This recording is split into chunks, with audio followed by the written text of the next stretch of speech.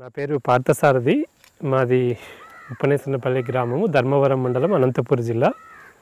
నేను ఇదే గ్రామం ఉప్పనేసన్నపల్లి గ్రామంలో నేను పుట్టి పెరిగి ఇక్కడే స్కూల్ చదువుకొని తర్వాత MSc computer science Rayalaseema university నుంచి చదువుకొని తర్వాత ఒక 11 సంవత్సరాలు సాఫ్ట్వేర్ ఉద్యోగం చేశాను. నేను ఈ వ్యవసాయ కుటుంబంలో పుట్టి పెరగడం ముందు నుంచి దీని మీద వ్యవసాయం మీద ఆసక్తితో చిన్నప్పటి నుంచి కుటుంబంలో జరిగిన వ్యవసాయ విధానాలు తర్వాత ఇక్కడ పరిస్థితులు బాగా అవగాహన ఉన్నాయి నాకు. దానివల్ల నేను దీని మీద ఆసక్తితో చదువుతున్నప్పుడు కానీ జాబ్ చేస్తున్నప్పుడు కానీ వ్యవసాయము దాని పరిస్థితులు బాగా అవగాహన చేసుకుంటూ నిరంతరము దాని మీద ఆసక్తి చూపిస్తూ కుటుంబం వాళ్ళకి కావాల్సిన సహకారము ఇస్తూ ఉండేవాడిని. 2001లో నాకు ఎంఎస్సి కంప్యూటర్ సైన్స్ అయిపోయాక నాది అప్పుడు ఉద్యోగ అవకాశాలు లేక గ్రామంకి వచ్చేసి ఒక సంవత్సరం వ్యవసాయం మనం ఏదైనా చేద్దామన్నట్లు అప్పుడు 2001లో ఇప్పుడు ఈ చూస్తున్న పొలంలో మనము బొప్పాయి పెట్టినాం. అప్పుడు కానీ ఇదే రెడ్ లేడీ తైవాన్ అప్పుడు నాకేమి అంతా అప్పుడు సమృద్ధిగా ఎరువులు అంతా దొరికేది. అప్పుడేమి సేంద్రీయ వ్యవసాయం అని జస్ట్ వ్యవసాయం చేసేవాళ్ళం. సో అప్పుడు బాగా ఎరువు తోలి బాగా 3 ఎకరాల్లో వ్యవసాయం బొప్పాయి పూణేకి తీసుకువెళ్ళి అక్కడి నుంచి విత్తనాలు తీసుకొచ్చి red lady Taiwan variety nursery చేసుకొని మనమే మా చెల్లెళ్ళు తమ్ముడు అమ్మ అందరం కలిసి ఈ 3 ఎకరాల్లో బొప్పాయి చేశాము. చాలా మంచి ఫలితాలు వచ్చాయి. బొప్పాయిలో ఎక్సలెంట్ చాలా మంచి ఫలితాలు వచ్చాయి. బొప్పాయి చాలా బాగా వచ్చింది. అప్పుడు ప్రాబ్లమ్స్ ఏం లేవు, పంట బాగా వచ్చింది. కానీ మనకి వచ్చాలకి పంట అప్పుడు మొత్తము మార్కెట్ కేజీ ₹10 కానీ లేదనమాట. సో ఆ రోజు మాకు మంచి ధర వచ్చింటే వచ్చిన పంటకి దాదాపు అప్పట్లోనే 3 ఎకరాలను 6 monthsలో 10 lakhs డబ్బులు వచ్చేది. అంత బాగా వచ్చింది పంట.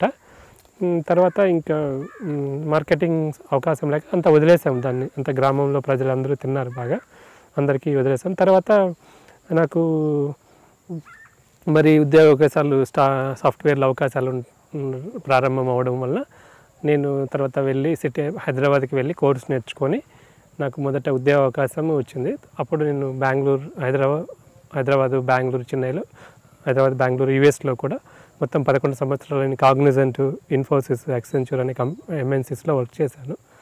జాబ్ చేస్తూ కానీ నేను ఎప్పుడు నా మైండ్ ఎప్పుడు ఇటువైపే ఉండేది. ఎప్పుడు ఎంత టైం దొరికినా 2 వారాలకు ఒకసారి 3 వారాలకు ఒకసారి గ్రామంకి వచ్చి ఇక్కడ ఏదన్నా కుటుంబంతో కలిసి చర్చించి ఏదన్నా వీళ్ళకి సహకారం ఇస్తూ నాకు తెలిసింది ఏదన్నా 10 మందితో కలిసి షేర్ చేసుకోవడం చేస్తూ ఉండేవాడిని ముందు నుంచి. ఆ విధంగా పరిస్థితులు కానీ ఎప్పుడు గమనిస్తూ ఉండేవాడిని. ఎక్కడ ఏంటి ఎలా మనం తెలిసిన టెక్నాలజీస్తో చదువుతూ అంతా చూస్తూ ఉండేవాడిని. ఆ విధంగా నాకు పూర్తి ఎప్పటి నుంచో ఆసక్తిగా ఉండేది.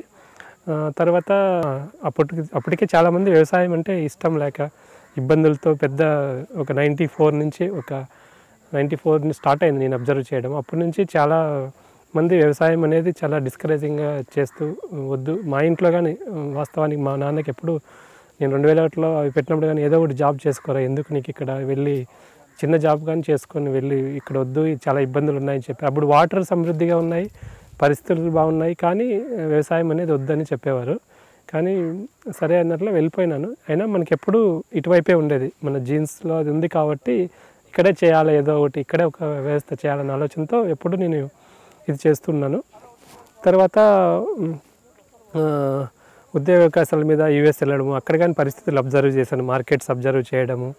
నేను అక్కడ వెళ్ళినా కానీ అక్కడ కానీ కొన్ని ఫార్మ్స్ విజిట్ చేశాను, కొంతమందితో మాట్లాడాను, అక్కడ మార్కెటింగ్ విధానాలు తెలుసుకున్నాను, అక్కడ సిస్టమ్ ఎలా ఉంటుంది ఏంటి, వాళ్ళు వాడే మెకనైజేషన్ గురించి తెలుసుకున్నాను. తర్వాత బ్యాక్ వచ్చినాక తర్వాత నాకు 2009లో మ్యారేజ్ అయింది. అప్పుడు మరి యూఎస్ వెళ్దాం అనుకున్నా కానీ వెళ్ళలేదు. తర్వాత బెంగళూరుకి వచ్చేసాను. బెంగళూరులో అప్పుడు జాబ్ చేస్తూ అప్పుడు ఇంకా మాకు బెంగళూరుకి మా గ్రామానికి దగ్గర, అందువల్ల ఇంకా దానికి ఎక్కువ ఇంట్రెస్ట్ స్టార్ట్ అయింది. 2009 నుంచి రెగ్యులర్గా రావడము గ్రామానికి. ఫస్ట్ మేము అరటి పెట్టాము 2009లో. 2009లో అరటి పెట్టి అప్పటి కానీ వాటర్ సమృద్ధిగా ఉంది కాబట్టి అరటి పెట్టాము. అరటి పెట్టినాక అప్పుడు కొద్దిగా నేను సైంటిఫిక్గా అప్పటి వరకు హార్టికల్చర్ ఈ చుట్టుపక్కల లేదు, అరటి లేదు. నేను కొంతమంది బంధువుల తర్వాత తెలుసుకొని టిష్యూ కల్చర్ అరటి తీసుకొచ్చి దాన్ని ప్లాంటేషన్ చేశాము. ఒక 6 acresలో ప్లాంటేషన్ చేశాము. చేస్తూనే ఇంకప్పుడు కొద్దిగా సైంటిఫిక్గా కొన్ని ఆలోచనల విధంగా ముందుకెళ్ళాము. అప్పుడు వెళ్ళినప్పుడు కొన్ని నాకు కానీ ఇంకా కొత్త కాబట్టి అరటి గురించి చాలామంది రైతులతో మాట్లాడి ఆ తర్వాత దీనికి ఎట్లా ఏమి దీనికి ఇన్పుట్ రిక్వైర్మెంట్స్ ఏమి అలాంటివన్నీ కనుక్కుంటూ నేను ప్రారంభించాము. అప్పుడు ప్రధానంగా కొంతమంది ఇవి డిఏపి వేయండి, కొంతమంది ఎన్పికే వేయండి, కొంతమంది డ్రిప్ మందులు వాడండి బాగా రిజల్ట్స్ వస్తాయని చెప్పేవాళ్ళు.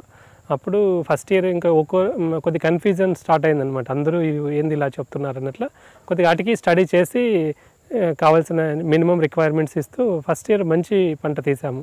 ఒక 6 ఎకరాల్లో మనకి మొత్తం 7 లక్షలు పెట్టుబడి అయింది. డ్రిప్కి మొక్కలకి 6x6 స్పేసింగ్ పెట్టాము. అప్పుడు తర్వాత 6x6 స్పేసింగ్ పెట్టి డ్రిప్ ద్వారా మొత్తం 6 ఎకరాల్లో ఎకరాకు 1200 మొక్కలు చొప్పున 7200 మొక్కలు పెట్టాము. అరటి ఆ విధంగా అరటి చేసాము, మంచి రిజల్ట్స్ వచ్చాయి.